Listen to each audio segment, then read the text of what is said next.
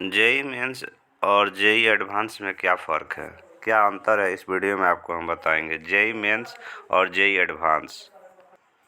JEE mains और JEE advance में अंतर देखिए। जेई मेन क्या है? जेई मेन एग्ज़ाम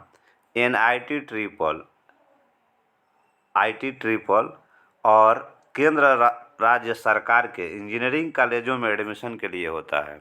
और जेई एडवांस जो है आईआईटी या आईआईईएसटी आरजीआईपीटी में एडमिशन के लिए होता है।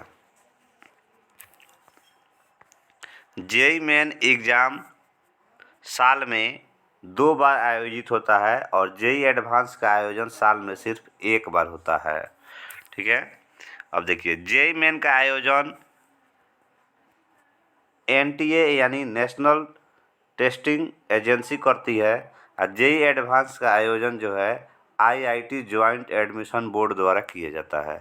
हर साल परीक्षा संचालन का जिम्मा अलग अलग आईआईटी को दिया जाता है।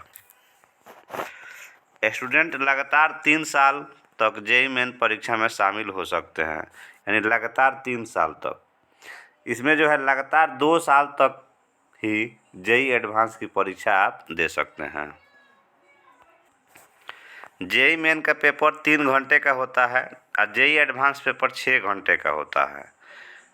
पेपर एक 3 घंटे का होता है और पेपर दूसरा जो है 3 घंटा का होता है। जेई मेन में 4 अंकों के 90 प्रश्न होते हैं।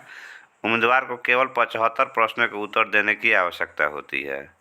और जेई एडवांस परीक्षा में मार्क्स डिस्ट्रीब्यूशन और प्रश्नों की संख्या तय नहीं है।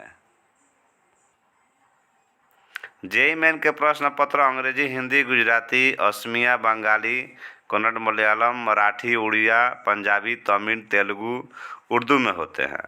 और जेई एडवांस का प्रश्न पत्र केवल अंग्रेजी और हिंदी में होता है। क्या है जेई मेंस? दरअसल एनआईटी और कुछ प्रतिष्ठित इंजीनियरिंग संस्थानों में प्रवेश के लिए आपको यह परीक्षा पास करनी होती है। यह परीक्षा का पहला चरण होता है, जिसको पास करने के बाद इंजीनियरिंग के बेहतरीन कॉलेजों में आपका एडमिशन होता है।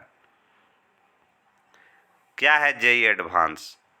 आईआईटी यानी Indian institute of technology Bharat में सबसे बेहतरीन इंजीनियरिंग संस्थानों में पहले पायदान पर है। अगर आपको इस संस्थान में एडमिशन लेना है तो इसके लिए जेई एडवांस क्रैक करना बेहद ज़रूरी है। यानी आईआईटी में जाने के लिए आपको 2 चरणों से गुजरना पड़ेगा।